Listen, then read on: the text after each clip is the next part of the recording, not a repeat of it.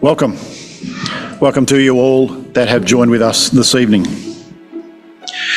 We come here tonight because we are passionate in the belief of the promises to Abraham given by God to his seed, that Israel are God's chosen people.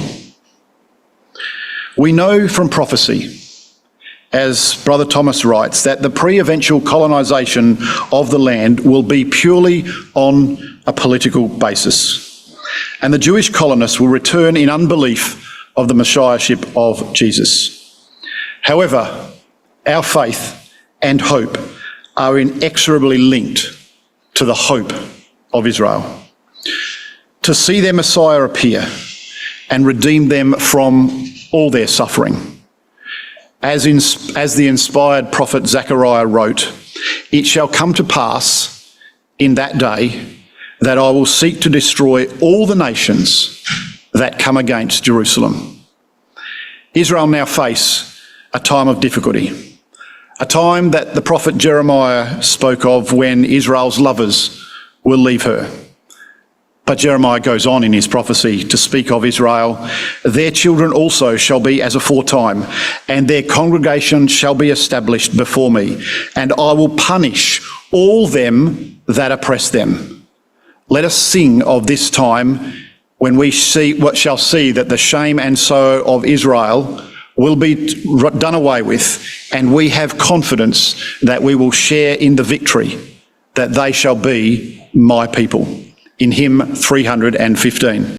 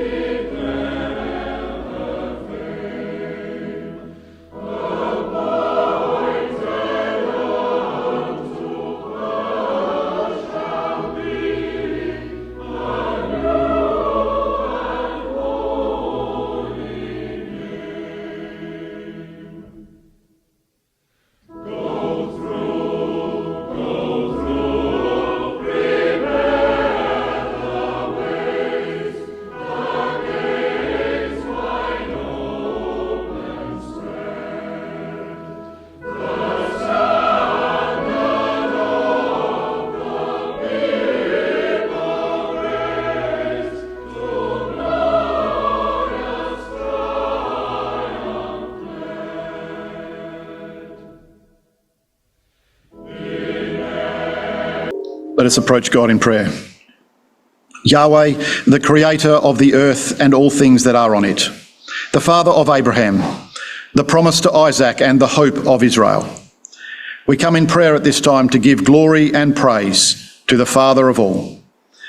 We live in faith that the prophecies in the Bible will soon be a reality, the worldwide kingdom established and the time of peace enduring.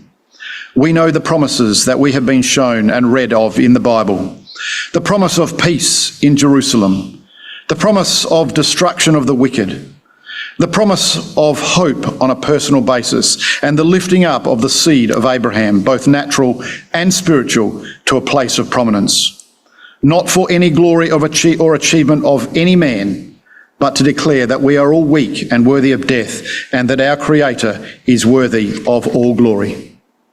Our thanks are heartfelt at this time, where we can celebrate the fulfilment of the prophecies of the Bible, prophecies that speak of Israel destroyed yet restored again, prophecies that show that the land that was promised to Abraham will be restored to them again in the last days.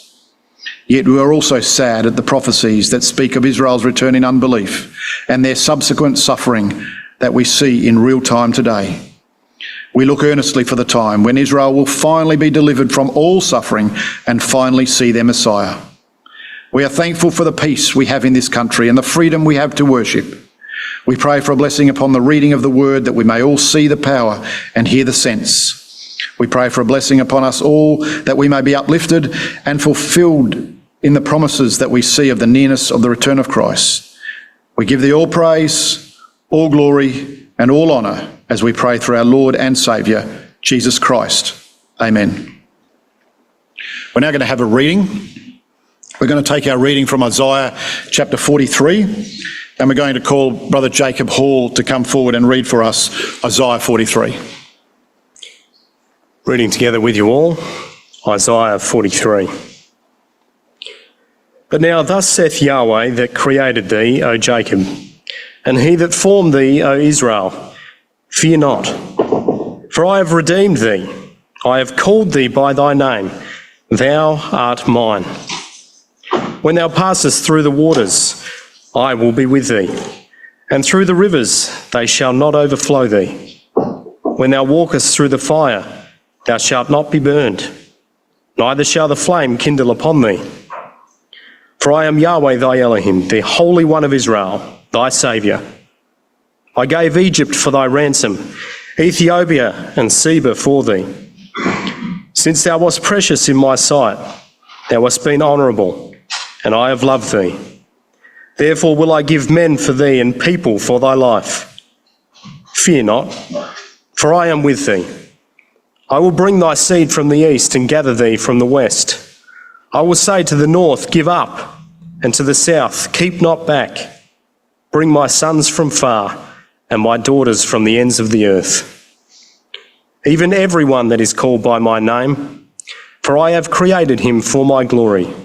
I have formed him, yea, I have made him. Bring forth the blind people that have eyes, and the deaf that have ears. Let all the nations be gathered together, and let the people be assembled. Who among them can declare this and show us former things? Let them bring forth their witnesses, that they may be justified, or let them hear and say, it is truth. Ye are my witnesses, saith Yahweh, and my servant whom I have chosen, that ye may know and believe me, and understand that I am he. Before me there was no God formed, neither shall there be after me. I, even I am Yahweh, and beside me no Saviour. I have declared and have saved, and I have showed, when there was no strange God among you. Therefore ye are my witnesses, saith Yahweh, that I am God. Yea, before the day was, I am he, and there is none that can deliver out of my hand. I will work, and who shall let it? Thus saith Yahweh your Redeemer, the Holy One of Israel. For your sake I have sent to Babylon, and have brought down all their nobles and the Chaldeans, whose cry is in the ships. I am Yahweh, your Holy One, the Creator of Israel, your King. Thus saith Yahweh, which maketh a way in the sea and a path in the mighty waters, which bringeth forth the chariot and horse, the army and the power. They shall lie down together, they shall not rise. They are extinct, they are quenched as tow. Remember ye not the former things, neither consider the things of old. Behold, I will do a new thing. Now it shall spring forth. Shall ye not know it? I will even make a way in the wilderness and rivers in the desert. The beast of the field shall honour me, the dragons and the owls, because I give water in the wilderness and rivers in the desert, to give drink to my people, my chosen. This people have I formed for myself. They shall show forth my praise. But thou hast not called upon me, O Jacob. Thou hast been weary of me, O Israel. Thou hast not brought me the small cattle of thy burnt offerings, neither hast thou honoured me with thy sacrifices. I have not caused thee to serve with an offering, nor wearied thee with incense. Thou hast brought me no sweet cane with money, neither hast thou filled me with the fat of thy sacrifices. But thou hast made me to serve with thy sins. Thou hast wearied me with thine iniquities. I, even I, am he that blotteth out thy transgressions for mine own sake, and will not remember thy sins. Put me in remembrance. Let us plead together. Declare thou that thou mayest be justified. Thy first father hath sinned, and thy teachers have transgressed against me. Therefore I have profaned the princes of the sanctuary, and have given Jacob to the curse, and Israel to reproaches. Thanks, Jacob, for the reading. The prophet Isaiah declares that Yahweh will deliver Israel from their affliction, their suffering and their oppression, that they brought on themselves because they turned their backs on God. But there will come a day when the whole nation will realise that they have sinned and that they will repent. We'll now call upon Mr. Daniel Tuksar to the title, Israel, Need of Support During This Difficult Time. Before I start, I would like to show you a short film, and then I will speak.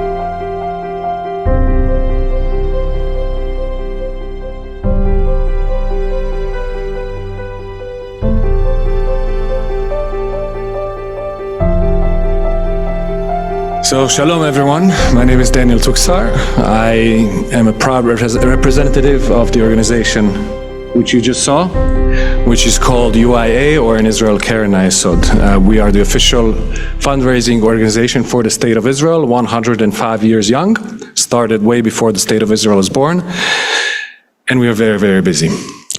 I just exchanged some words here with Lionel before we started, and we both said we can't believe we're still sitting here and talking about what has happened 683 days ago, exactly, which is October 7th, 2023. But here we are, and we still have to talk about it.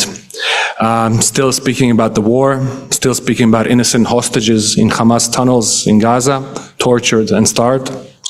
still speaking about Israel's very survival in the face of global hatred and terror. I never imagined that still, a year after my last visit here, we will still be in this place. And yet, what gives me hope, what gives me strength, is knowing that even when Israel feels so alone, even when Jews around the world feel surrounded by hostility and open attacks, you are here. It's so nice to be in a room full of friends. You have no idea how much that means to us.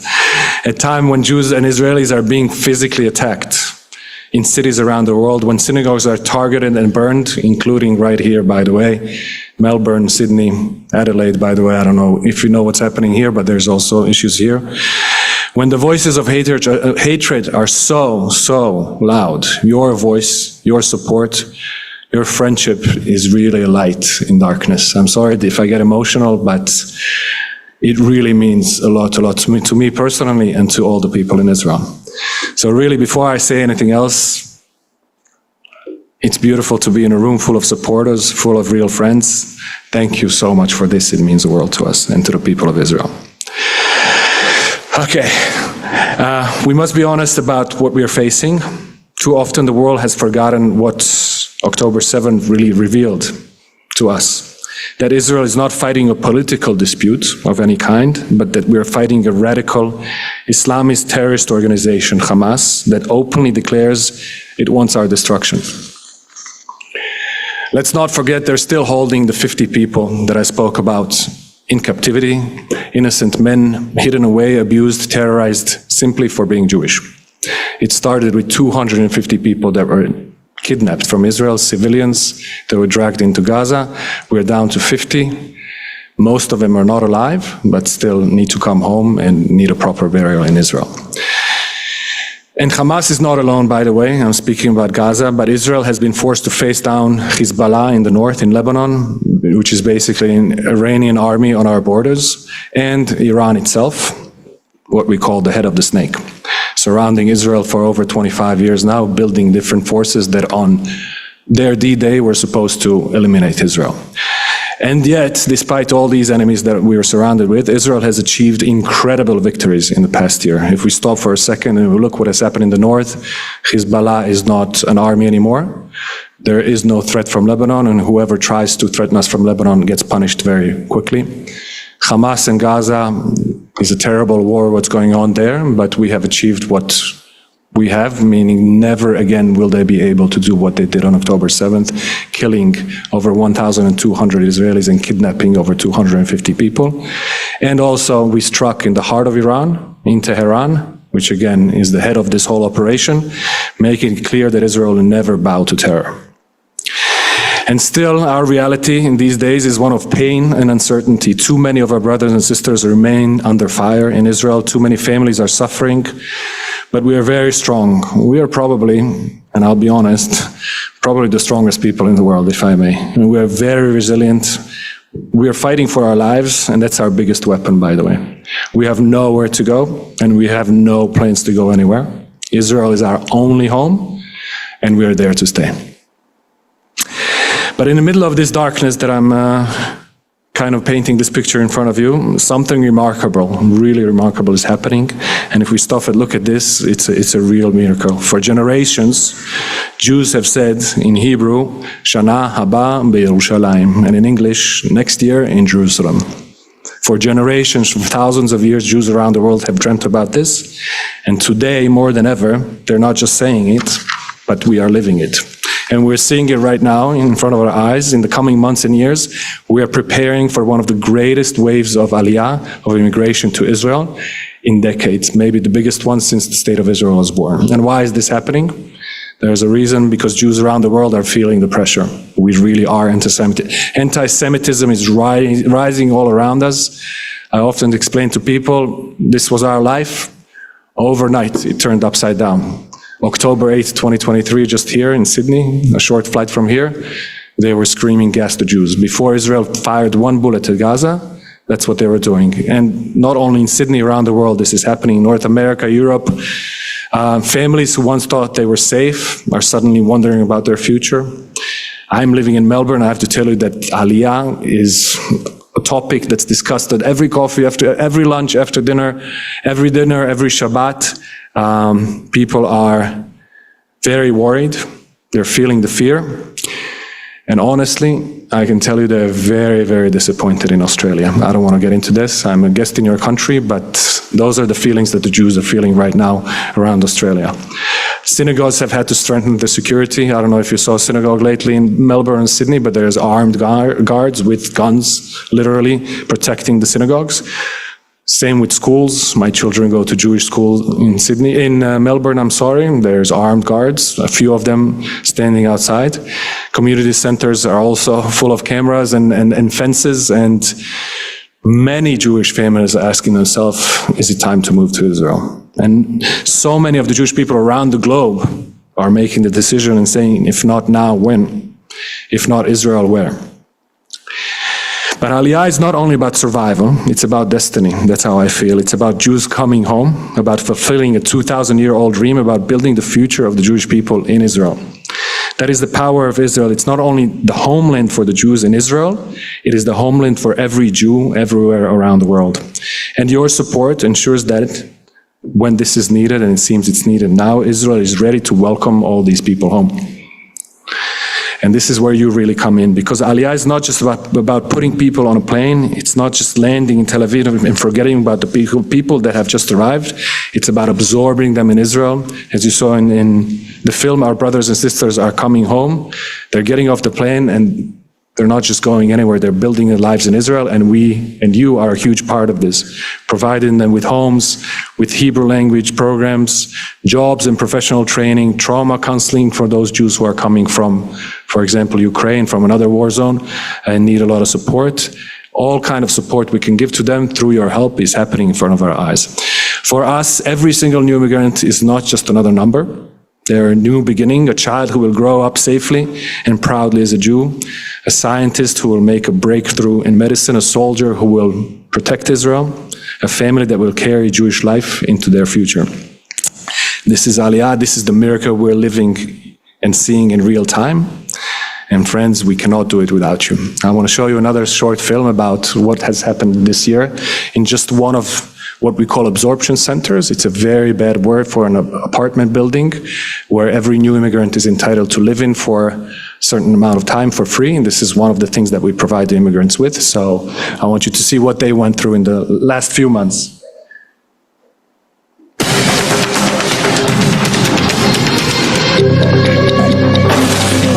Israel's home front is under strain. Missile threats from Iran have turned daily life into a constant threat, testing the resilience of communities across the country. For new immigrants, the challenge is even greater. Inside the Ashkelon Absorption Center, just miles from Gaza, a different story is unfolding, one of resilience, hope, and community.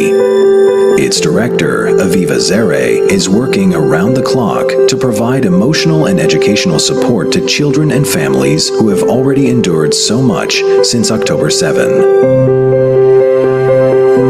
חירום הוא לא משהו שהוא חדש לנו. להתמודד עם אזעקות וירידה למקלטים זה משהו שאנחנו מנוסים בו, ולתווך את זה לעולים זה הרבה יותר קשה. אנחנו נדרשים רגע לגלות איזושהי רגישות, לתת יותר מעטפת של פעילויות לנפש, וכמובן שזה מצריך מאיתנו להיערך גם מבחינת מקום. זה אומר להכין מקלטים.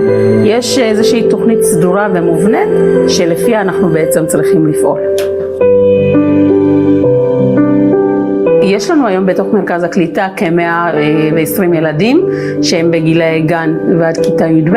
בגלל המלחמה אין מסגרות חינוך, אין בתי ספר, אין גנים, ובעצם מה שאנחנו עושים היום זה פעילויות מגוונות בתוך המרחבים המוגנים, סדנאות, חוסן, מה שאנחנו יכולים לתת אנחנו עושים. הסוכנות היהודית ביחד עם קרן היסוד עזרו לנו מאוד לעבור את התקופה הזאת. הרגשנו שיש על מי לסמוך, וככה גם העולים הרגישו. אני אימא בעצמי, ויש לי 4 ילדים, ויש לי פה 330 עולים, שגם להם אני מהווה איזשהו סוג של אימא. זה לא פשוט.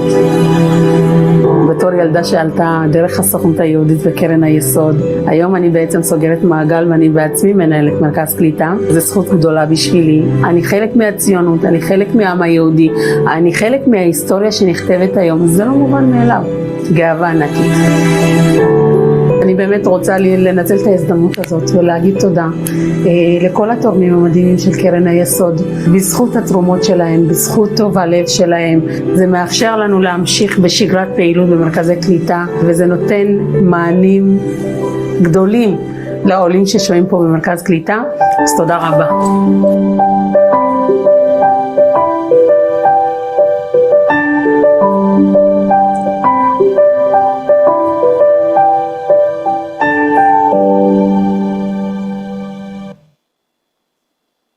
Just sometimes Israel is accused of being a white colonizer, right? I'm just going to say there's over 200,000 Ethiopian Jews in Israel, so just wanted to notice this. But we are really living in historical moments. The decisions we make now in the next 12 to 24 months will shape the Jewish people for the next 50 years. We're expecting about 1 million people to make Aliyah, to move to Israel from around the world. This is how bad it is, and it's happening right now. We as a body that is in charge of bringing these people and bringing them to Israel and welcoming to Israel, we see they are asking questions, they're opening what we call Aliyah files, getting ready for this, buying properties in Israel, those who can, and really checking how they can have plan B, because it's really bad around the world. And it's you, by being here, by giving, by standing with us, that you're a part of this story. But before I continue, I want to tell you something, and I mean it, and I hope it doesn't sound too strange to you. So bear with me. I truly believe that no other country in the world is like Israel. No other country in the world could survive surrounded by billions and billions of people who all they want is its destruction. Do you know how big, actually how small Israel is? Does anyone know how many people altogether live in Israel? Can anyone throw a number out there? 9.9 million, that's the latest number, you're very close. Not all of those 9.9 are Jewish. There's over 2 million Arabs living in Israel, Israeli citizens, full Israeli citizens. So there is about just, 7.5 million Jews living in Israel right now. Talking about numbers, just so you know how big we are, we make so much noise, right? There's about 120,000 Jews in Australia, that's all. There is less than 16 million Jews around the world. That's the whole number. And we do make a lot of noise, right? And we can be blamed for everything around the world. It's 16 million people, that's it. But back to the Middle East, meaning the 7.5 million Jews that are standing before billions of Arabs, and we are truly a miracle, and I mean it. And I want to tell you why I think we're so strong. And I'll tell you a secret, we are in the right area, but we don't have one bottle of oil in Israel. Not one oil. We have no heavy industry, no coal, no mines. We don't even have water. All right? And we had to invent a way to make salt water into drinkable water so we can actually grow those cherry tomatoes and have the desert bloom. So we have nothing. The only thing we have is our people. The only thing we have is that. Everyone, not a lot of people like us, but we have our people, Israelis, not the Jews around the world. Israelis have 13 Nobel Prize winners, 13. Australia has 11. I compared it. I'm not saying we're smarter, but I'm saying it's such a small country, it's an incredible number. Israel is, by the way, I'll give you some crazy numbers also, is number 2 in people who have created billion-dollar companies in the United States. So not the Jews, but the Israelis who have come to America. They're number 2 in the world who have created billion-dollar American companies, right behind Indian people. Now, you remember how many Israelis there are in the world? 9.9 million. How many Indians are there in the world? Can you guess? 1.451 billion. So number 3, by the way, is the UK, with the population of over 70 million. So Israelis are all the way up there in many, many numbers. And I'm not saying Israelis are smart. Israelis just know how to survive. We know how to smile. We know how to enjoy life. And we know how to treat every day like there's no tomorrow. And yes, we know how to make the desert bloom. Israelis are outgoing, beautiful, tough from inside, but soft and sweet at the same time from outside. Our men are fierce warriors, as you can see from the last year. They're true heroes, but today I want to introduce you to no less a hero, an Israeli woman. Lidar, who will be joining us now on Zoom from Tel Aviv, is not only a super smart and well-respected journalist in Israel, not only has she made Aliyah herself and chose to live in Israel, but Lidar is a friend. I can tell you a secret, we have spent the last 10 years together in Tel Aviv. She has 3 kids, I have 3 kids, and we would meet underneath the house. There was a small pool there, and her kids would be running around, and mine would be running around, growing up together, and so Lidar is above and before everything a friend. And now Lidar and me are in touch constantly, as friends do. And I'm asking her if she's okay with the kids. You know, there's Iranian missiles falling on her head. And she asked me back, am I okay with the anti-Semitism in Melbourne? She's more worried about me than about herself and her kids, which is another crazy thing about Israelis. But we will meet Lidar now, hear from her and hear experiences and her life in Israel, and then open for Q&A. So dear friends, I'm really, really honored to introduce you to Lidar, live from Israel. All right. Hello, everyone from Tel Aviv. It's so wonderful to be here with you all tonight. Daniel, thank you so much for the warm introduction. It's actually a lifelong dream of mine. I've told Daniel to visit Australia, and I really hope to be able to do so someday soon. But in the meantime, I'm very excited to be here on Zoom with all of you. And so I've been asked by Daniel to share a little bit about my personal Aliyah experience, and also what life has been like living here in Israel before October 7th, and of course since October 7th. And I'll introduce myself formally. My name is Lidar, and I am a journalist and a television news anchor here in Israel. And I'm, as Daniel said, I'm married and I have 3 beautiful children, and we live in north of Tel Aviv, in a small sort of suburb neighborhood in Tel Aviv. And so I'll talk a little bit about what it's also been like covering the war these past nearly 2 years. But I'll start first of all with my personal experience. So I was actually born in Israel. I was born here, and I left when I was just a baby. I was about 1 year old, and my parents moved to Canada and to the United States. And I grew up in the United States. I spent my childhood in the United States. And I always felt American first and foremost. I grew up in the United States. I went to school in the United States, high school in the United States, college in the United States.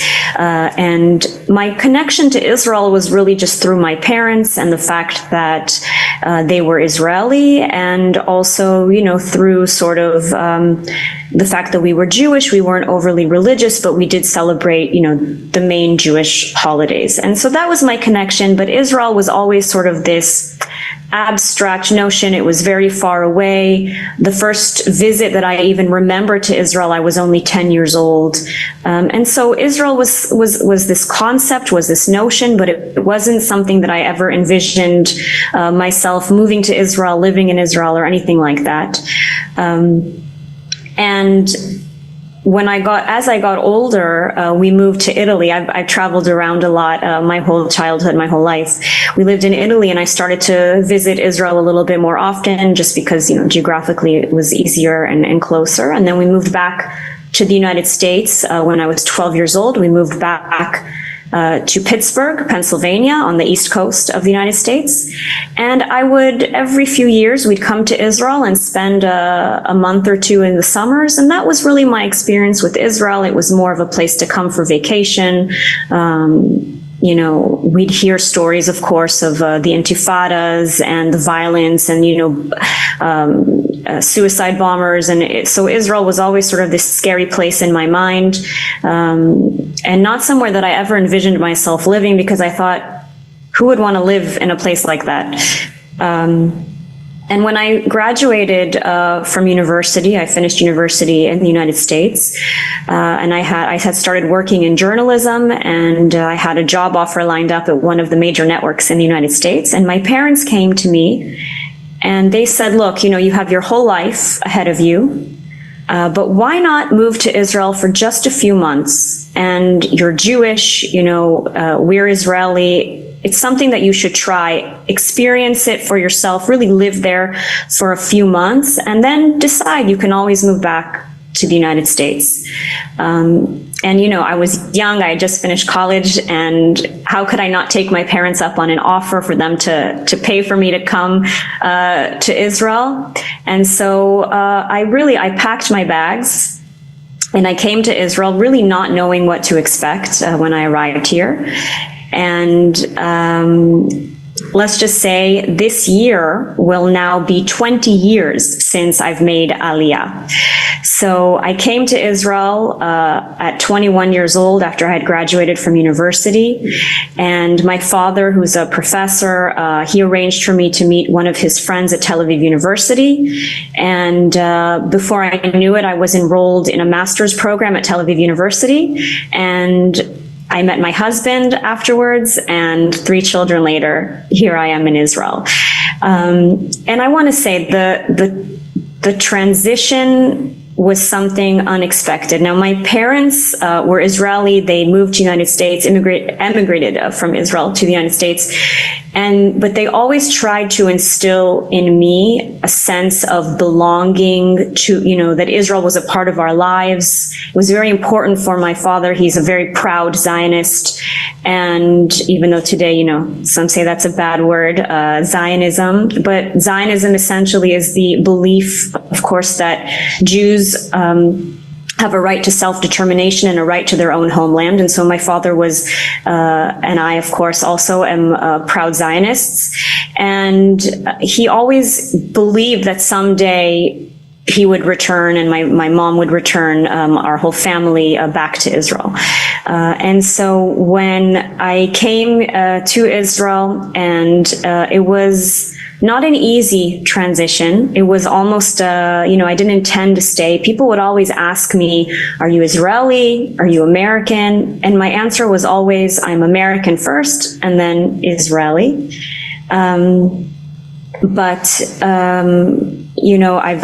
I started living here. I started experiencing the culture.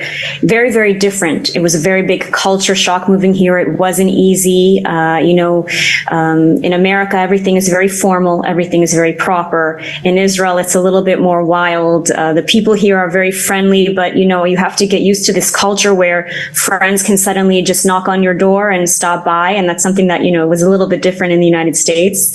So it took many years for me to sort of get used to the culture here and adapt. And even when my children were born, I still considered myself American first, Israeli second.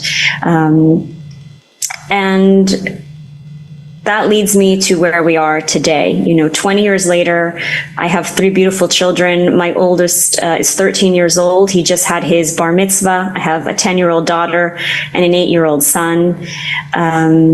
And October 7th, for me, it changed my worldview. It changed my perspective in so many ways. I'll just add that after having lived here for quite some time, my brother, I brought him to Israel as well. So he also made Aliyah and is now married also to an Israeli girl, and they have 2 beautiful daughters.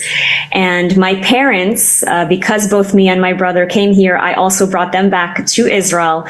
And my dad and my mom were able to fulfill sort of this lifelong dream to return home to Israel. So my entire family is now back to Israel. My parents moved back here just after the coronavirus pandemic.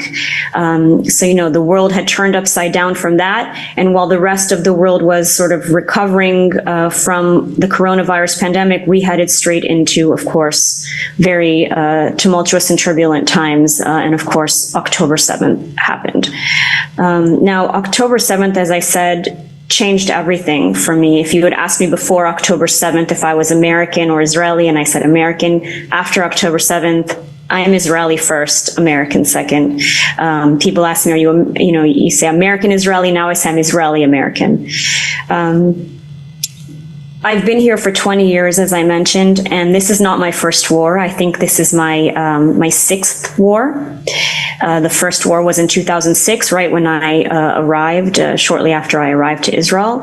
And I've been through many, many wars, many sirens, running to bomb shelters throughout the years. And I have to say, no matter what, it always makes your heart jump, sink into your stomach. You don't get used to it. These red alert sirens, every time they sound, it's not something you ever get used to. 20 years and I'm still not used to it.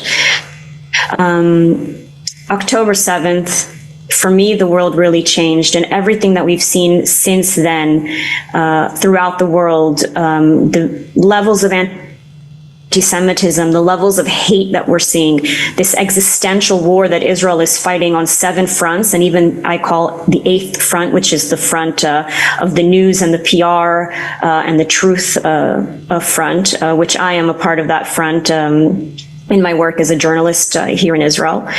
So I want to sort of backtrack a little bit, and I want to start maybe from the latest Israel's war with Iran, the 12-day war, as we call it. That war really hit close to home, literally hit close to home. We had a missile impacted just down the street from me. I sent some video footage of photos that I took and maybe a news report that I did on the subject. I don't know if you can see those photos up on the screen now, but a missile impacted right next to our home. One of my windows actually shattered, but we were lucky because it was further down the street. And as soon as we were given the green light to exit the bomb shelters, I ran down to see just absolute mass devastation, buildings destroyed, glass everywhere. And my daughter's friend actually was in the bomb shelter of the building that was directly hit. And luckily, everyone survived, some with minor injuries, some with moderate injuries, but there were no casualties, no deaths. That was a moment that really shook all of our neighborhood. As Daniel mentioned, we are a very small sort of suburb, close-knit neighborhood here. So this was really a shock. And on top of that, my brother's apartment in the south of Israel, in Beersheba, was also hit by a rocket. I think I brought some photos of that as well. They can see this right now as we're speaking. I'm showing them. Yeah. So his entire apartment was destroyed by a rocket that impacted. Luckily, him and his family, they were in the bomb shelter. So they were not injured, but their apartment was completely destroyed, and they're in the process now of rebuilding it. And it's been since June, a few months, and they're still not able to return home. So people are very much feeling the impact of the war still to this day. There's still tens of thousands of people in Israel who are displaced because of the war. That's something that's not talked about very often in international media, but that's the case here in Israel.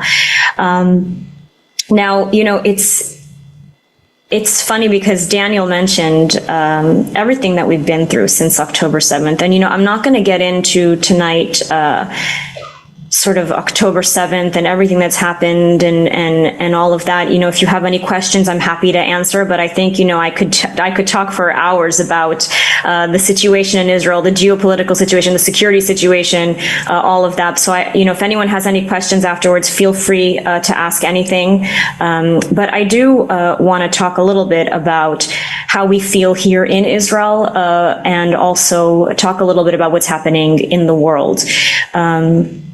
So I told you this beautiful Aliyah story of mine, coming to Israel, moving here, falling in love with the country, meeting my husband, having 3 children, really living a beautiful life, despite these cycles of violence, despite the war, despite October 7th and everything that's happened. And when people today ask me, well, how could you possibly still want to live in Israel after a missile struck down the street from your apartment, after your brother's house was destroyed by a missile, after you've had friends who were murdered, and everyone in Israel has been impacted in some way or another by October 7th and the subsequent events. Everybody either knows someone who was directly killed or kidnapped, or a relative of someone who was directly killed or kidnapped.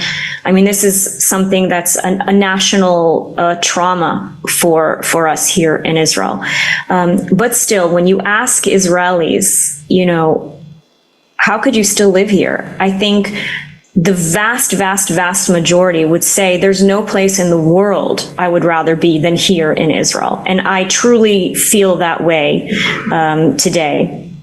And, Daniel talked a little bit about the anti-Semitism that we're seeing around the world. This is something that's truly terrifying. We're seeing really pre-Holocaust levels of anti-Semitism. There isn't a day that goes by that I don't have to report on some incident that happened somewhere in the world against Jews. And a lot of it, I think, personally, it's also being fueled by some of the policies of the governments in countries like Europe and even in Australia. And so despite everything, despite the war, despite the sirens that we have, and when I say sirens, I mean, I really just want you to imagine for a moment that you're sleeping in bed at night, and at 3 o'clock in the morning, there's a siren, and you have to wake up, and you have to wake up your children, and you have to all run downstairs into a bomb shelter. And that was what life was like for us for the past nearly 2 years. There were times where we had 6, 7 red alert sirens. Kids couldn't go to school. We would wake up in the middle of the night. We'd have weeks of sleepless nights. That was our reality. And still, when you ask someone from Israel where they feel safest in the world today, they will still say Israel. And that, I think, is something absolutely astonishing and speaks to the resilience of the Jewish people. Now, I want to sort of circle back a little bit to Aliyah. Because of everything that we're seeing, and because of the situation in so many countries in Europe, even in the United States and Australia, Israel is today preparing for mass waves of Aliyah. Now, as a journalist, I've interviewed so many leaders of Jewish communities all around the world. I've interviewed ministers here in the Israeli government, especially the Aliyah minister. I've interviewed him several times in the past 2 years. And Israel, and I think Jews around the world are sort of waking up to the fact that there's once again sort of hatred against Jews rising to really, like I said, pre-Holocaust levels.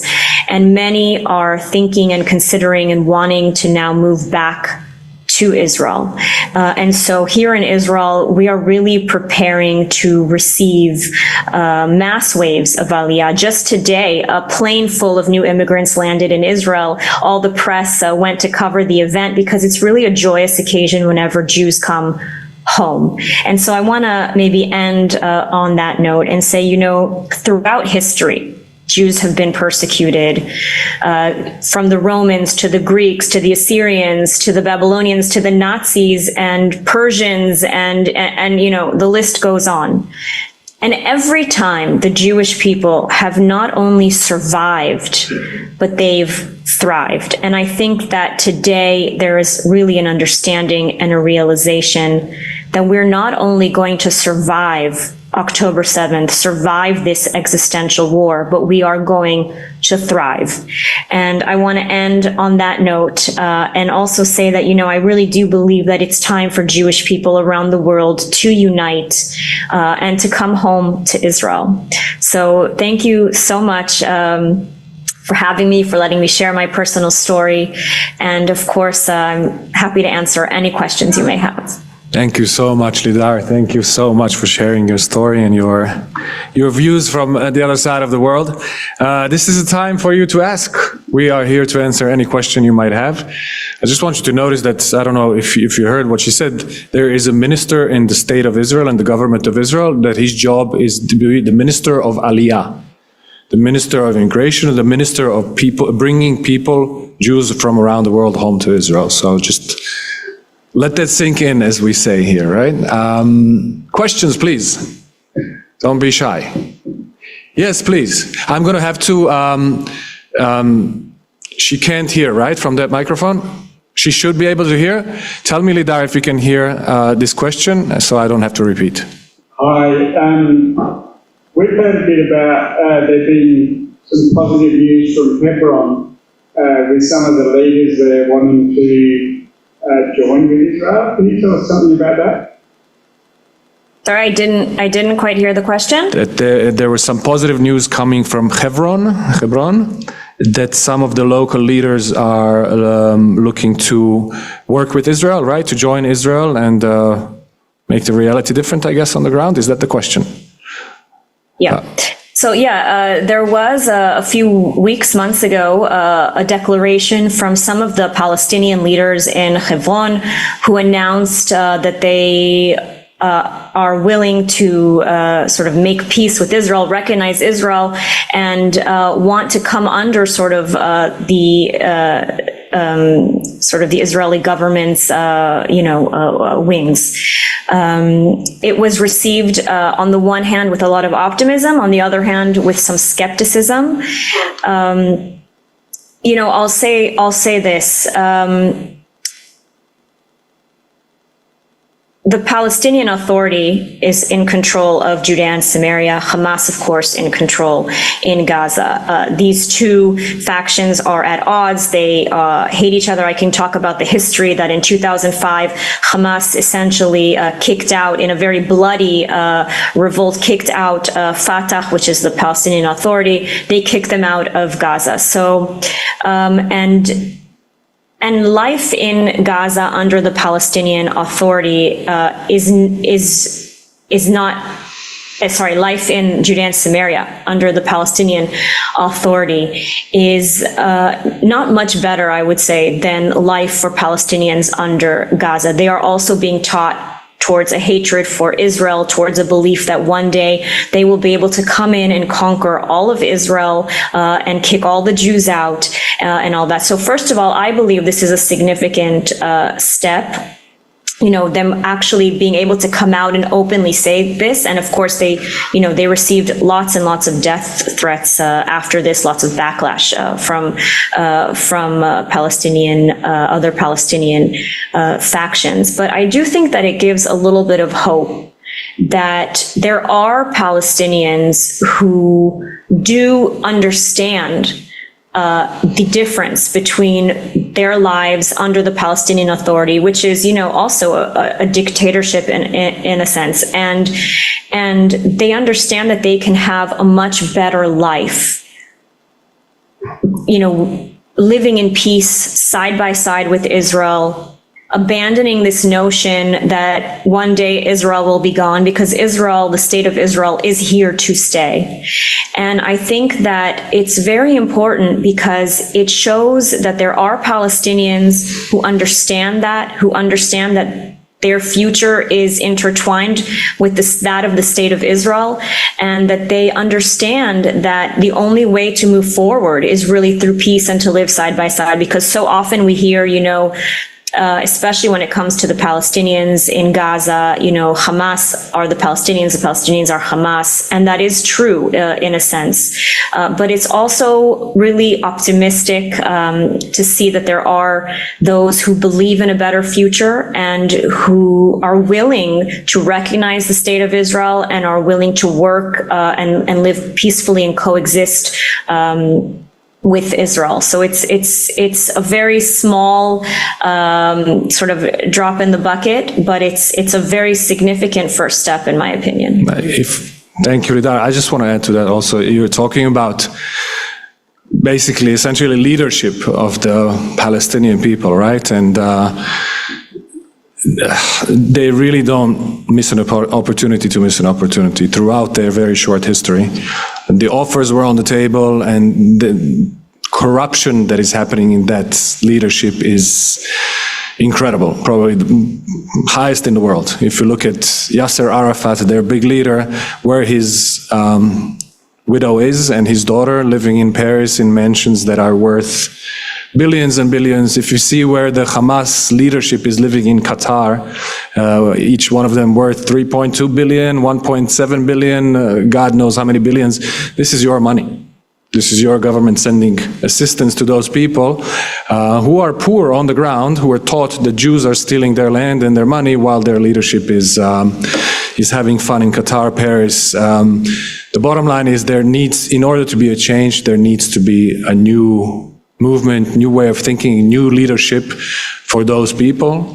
Just like any people in the world, they deserve to live with dignity. I'm not getting into politics, in which country, under which rule and stuff, but each people need leadership, and they are, throughout the last decades, not able to produce anyone decent that is willing to live in peace, side by side with Israel, and really invest in those people. Because, by the way, just one more sentence, there was a Palestinian state in Gaza from 2005. There was not one Israeli citizen or soldier, civilian or soldier, in Gaza. We did a very painful disengagement process in 2005, where Jewish settlements in Gaza, Jewish communities in Gaza were forcefully dismantled. And we went out of Gaza and basically said, if you want to look at it that way, here, have a state. What can you do? You're on the Mediterranean. I'm going to quote President Trump, instead of Singapore, we got Gaza. All of the cement that came in, instead of building hospitals, schools, and hotels and restaurants and good life for their people, they built tunnels, a set of tunnels that's larger than the London underground system. Hundreds of kilometers of tunnels where they're hiding now and where they're holding the hostages now, while their people on the top are suffering because there's a war happening. Yes, there is a war. So I'm sure some of those people, if not the majority of them on top, would love to live a good life on the Mediterranean beaches. Look at Tel Aviv, which you see behind Lidar, and wish Gaza looked like that. But for that, they need a decent leadership and decent people to show them the way. So it's a huge issue, and you touched it. Hopefully we can find someone. Yes, please, there's another question there. So, two questions. The first one is the international push for a Palestinian state. What's the viewpoint in Israel of that? Secondly, there's also a push for annexation of Judea and Samaria, and I'd be interested to also know what the view is of Israel on that. Okay, so I'll start first with the international recognition of a Palestinian state. The view here in Israel, and I think this is a view that is shared by most, is simply that it is a reward for terrorism. It is a reward to Hamas, and it is essentially sending out a message. Terrorism pays. If you want your own state, then by all means, all you have to do is break into another country, murder, rape, torture, take hostages, and you'll be given everything that you want on a silver platter. That's the message that countries in Europe and that the Australian government is sending out to Hamas and to, other terrorists around the world who are watching and saying, well, terrorism clearly pays, because why should Hamas release the hostages? Why should Hamas negotiate? Why should Hamas agree to leave Gaza, to lay down its weapons or to end this war, when the governments of France, the UK, Australia are willing to give them everything that they want without them having to do any of that? And so in Israel, the view is that it is simply a reward for terror, and more than that, and even the Prime Minister Netanyahu has made many comments, many statements, and saying that it's essentially the timing of these announcements. Macron, the French president, came out with his announcement. That same day, Hamas withdrew from the negotiations and rejected the deal that was put on the table by Israel and the United States, Qatar, and Egypt to release the hostages. And so this is really seen as a move, and Prime Minister has said this many times, that's giving sort of giving back, giving an excuse to Hamas to continue doing what it's doing and to not end this war, because the war could end tomorrow, could end today, if Hamas releases all the hostages, agrees to lay down its weapons and to leave Gaza. That's what Israel has said from day one, that its military goals are to return the hostages. There are still 50 hostages, both living and deceased, in Gaza today. And I don't know if you've seen the photos of them. They're really living in horrific conditions. They're malnourished. They're starving to death. They're living in complete darkness underground in tunnels. They're being tortured. I mean, the stories that we've heard from hostages that have been released, they've been tied up, living in cages, asked to dig their own graves. I mean, really just horrible conditions. So if Hamas were to release the hostages and agree to leave Gaza, the war would end. Israel would end this war. But until the hostages are not released, until the hostages are not home, Israel is going to continue this war. Whether or not, these other countries, recognize a state or not, Israel believes that it's absolutely harming and undermining Israel. And that's the unfortunate reality. And your second question, remind me, was about? It was about annexation of Judea and Samaria. Sorry, yeah, it's the connection's a little bit choppy, so I can't quite hear. The annexation of Judea and Samaria. Will Israel take in Judea and Samaria? Can maybe on the other microphone? It's better when the crowd is asking.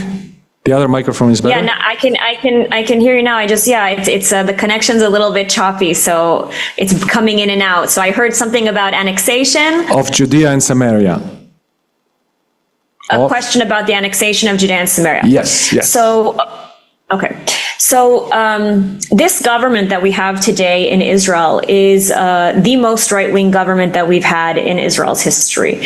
And there are those within the government who are pushing very much for the annexation of Judea and Samaria. This is an extremely controversial topic. Even here in Israel, there are people who oppose, people who are for this. It's something that Israel has wanted to do now for many years. They believe it's the right thing to do for Israel's security. Because I do want to explain that, what we've seen in Gaza, and I think Daniel mentioned this, was that in 2005, Israel unilaterally pulled out of Gaza. They literally pulled people out of their homes. They dug graves up and moved people's, remains back into Israel. I mean, they left everything there. And by the way, they left a booming agricultural industry and beautiful houses, and every Jewish person, living and deceased, was removed from Gaza. And Israel handed Gaza over to the Palestinians. And what did the Palestinians do? That very night, by the way, they burned down all the agricultural fields, all of the houses, all of the incredible infrastructure, schools, everything that the Israelis had built, they burned it to the ground.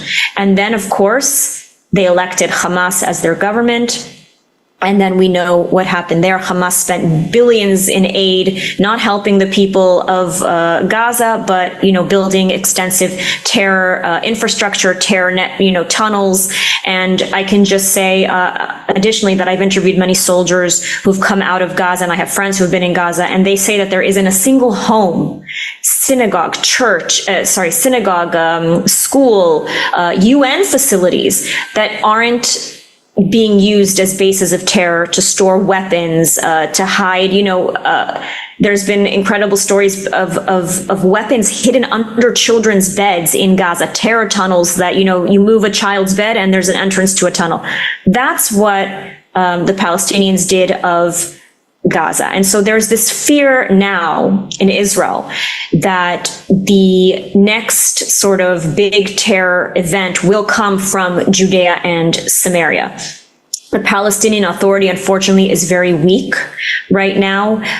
They're also not exactly popular among the Palestinians. And they, of course, I don't know how many of you are familiar with the pay for slay program that they do, in which they actually, the Palestinian Authority, which is supposed to be Israel's, partner for peace, they actually are paying terrorists, paying families of terrorists lifelong salaries if they go out and murder Jews. So they are also sort of inciting and encouraging terrorism against Jews. And so, Israel is seeing this, seeing what happened on October 7th. And for security purposes, and also for sort of among some of those more in the right-wing government, a belief of a greater Israel.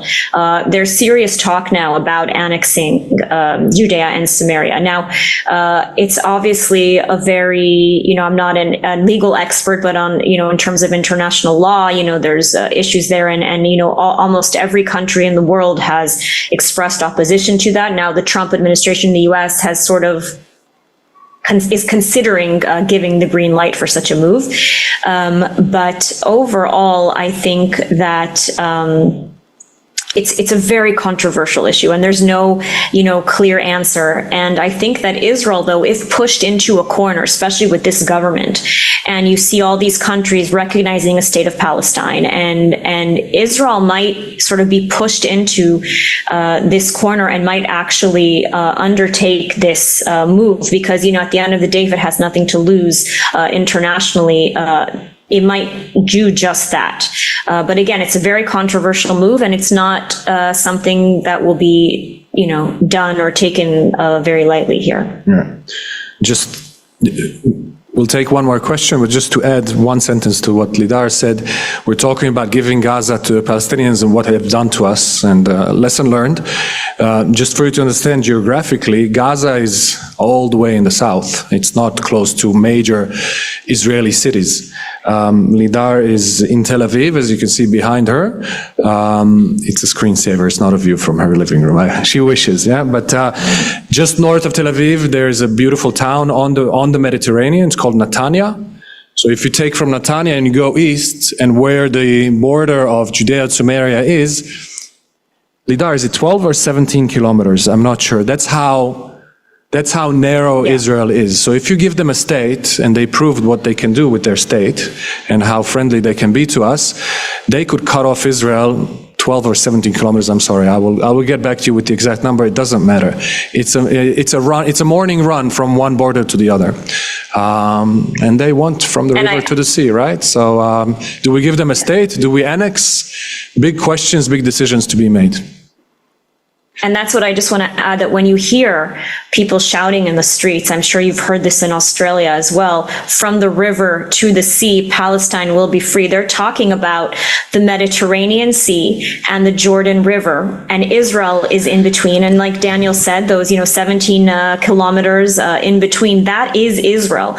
And when they're calling on that, saying that slogan, chanting that slogan, what they're basically saying is the state of Israel will no longer exist, and a Palestinian state will come in and replace that. So I just wanted to add We have time for one more question, please. There's one over here. Yes, please.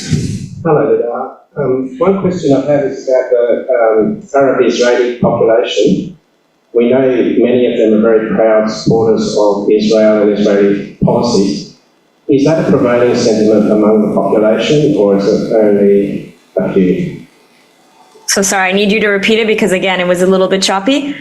Sorry, the Israeli Arab population, the Arab citizens of Israel, many of them are very proud citizens of Israel and very supportive of Israeli policies. How much does that sentiment prevail within the population of 2 million Arabs? Okay. So first of all, I'll say that Israel is 20% Arab. So there's 20%, and this is a statistic that people don't know, and that's why it's so obviously really ridiculous as well when they say that that Israel is an apartheid country, right? Because it's ridiculous. There are Arabs serving in government. There's Arabs survey in pretty much every sector of Israeli society, even here in our neighborhood. And Daniel can, of course, also mention, we live side by side with Arabs. There's shops here that are owned by Arabs next to shops that are owned by Jewish Israelis. So it's really sort of this ridiculous notion when they shout apartheid, because you say to them, just come to Israel and see that it's not even remotely the case. We live near the University of Tel Aviv, and there you see students, Jewish students, Arab students. I mean, really, it's a ridiculous notion. Now, in terms of the Arab population here in Israel and the sentiment, so that's also a little bit of a tricky question, because there are many Israeli Arabs who are very proud to be Israeli, who believe in the state of Israel, who believe that Israel is just in this existential war. And when Hamas, when Hezbollah, when Iran, when the Houthis from Yemen, when they fire missiles at Israel, they do so indiscriminately. And they don't differentiate between Jewish Israelis or Arab Israelis. And in fact, during the past 2 years, there have been many Arab Israelis, many Bedouin Israelis who are also, of course, Muslim, who have been murdered by missiles shot from Hamas, from Hezbollah, from Iran into Israel. So for the most part, most of the Arab Israeli community, they live really side by side, peacefully coexist with Jews. There's a lot of neighborhoods that are mixed neighborhoods. And there's also many towns in Israel that are predominantly, or I would say only, Arab towns. So that's just how it is in terms of sort of the demographics and the geography here in Israel as well. To say that there aren't Arab Israelis who sort of support Hamas and what they did, there are, of course, and I've heard that. Some of them are even outspoken. Some of them come to Tel Aviv University to protest and fly Palestinian flags and say that they support Hamas. And because of freedom of speech, they're even allowed to do so here in Israel, which that many people find astonishing. But for the most part, I think there is really on both sides, both from the Jewish Israelis and the Arab Israelis, there is an understanding that we're living in the same country, living side by side, going to the same universities. There's Arab high court judges, Arab members of Knesset, Arab doctors, Arab my pharmacist is Arab, my grocer is Arab.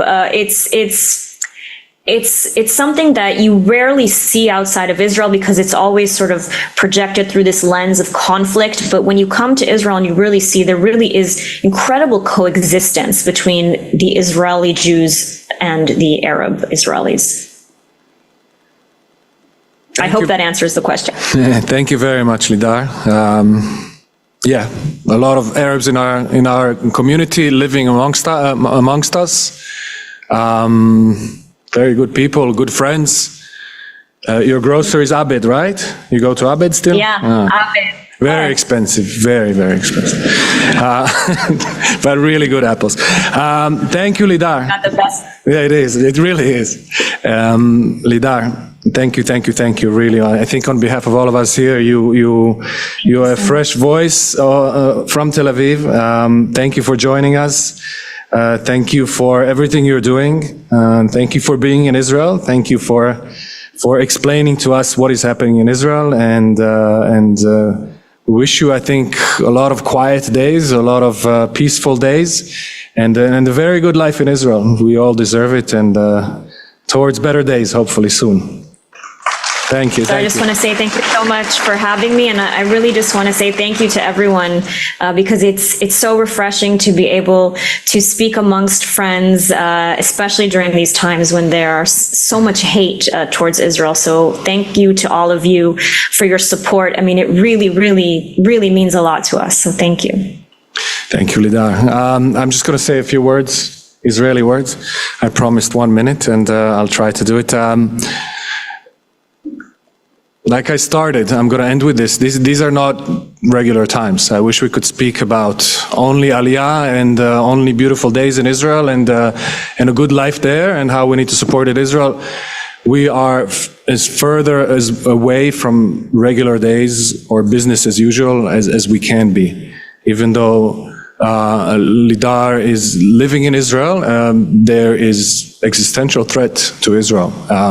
Let's not forget we were close to very, very, very bad things on October 7th, 8th, 9th, and 10th.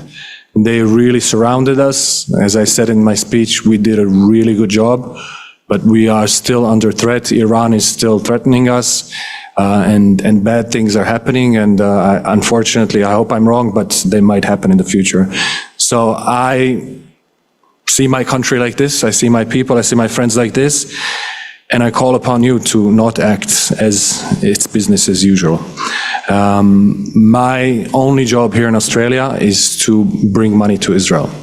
For the people of Israel, for the youth at risk in Israel, for Holocaust survivors, and mainly for Aliyah, for Jewish people around the world that are looking to move to Israel. We need you for this. And I'm calling openly tonight. If you have given before, and I know you have, we are deeply, deeply grateful for that. But today, together with Lionel and the whole community here, I ask you to give again. And if you can, to give more, because the need is greater than ever and the urgency is real and immediate. Your support does not just help, it saves, it brings families together, and it secures the future of the Jewish people in Israel.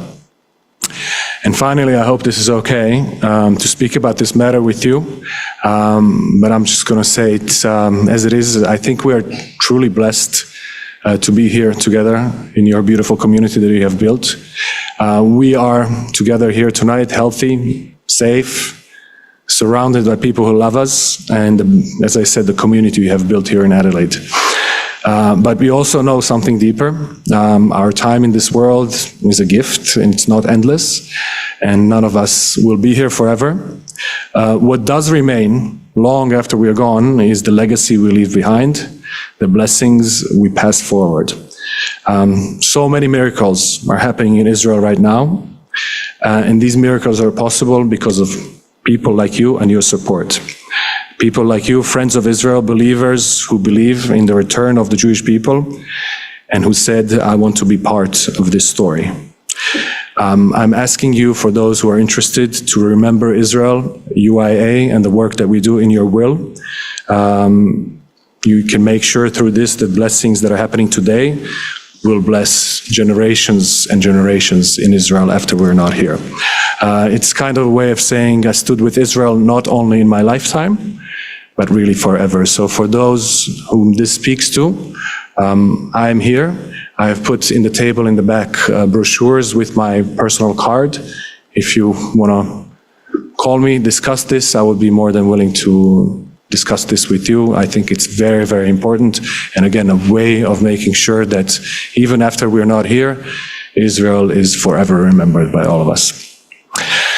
So once again, really, with getting emotionally, and I'm not ashamed of it, I want to thank you. I want to thank you for standing with us. Trust me, it's not easy walking in the streets of Melbourne, seeing the stickers, seeing the people who are full of hate towards us just for being Jewish. I really believe that together we need to be together, we need to continue this journey, and together we can bring our people home, and together we can secure the future of Israel and of the Jewish people forever. So thank you very much for listening to us. Thank you once again to Lidar, and thank you for all your support. Thank you.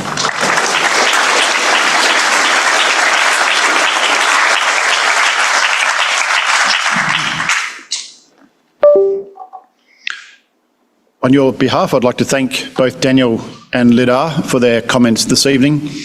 And as we know that the hope of the Scriptures is not just for the 70 years or 80 years that we may have, but for eternity. And our hope rests with actually seeing the promises and the prophecies fulfilled.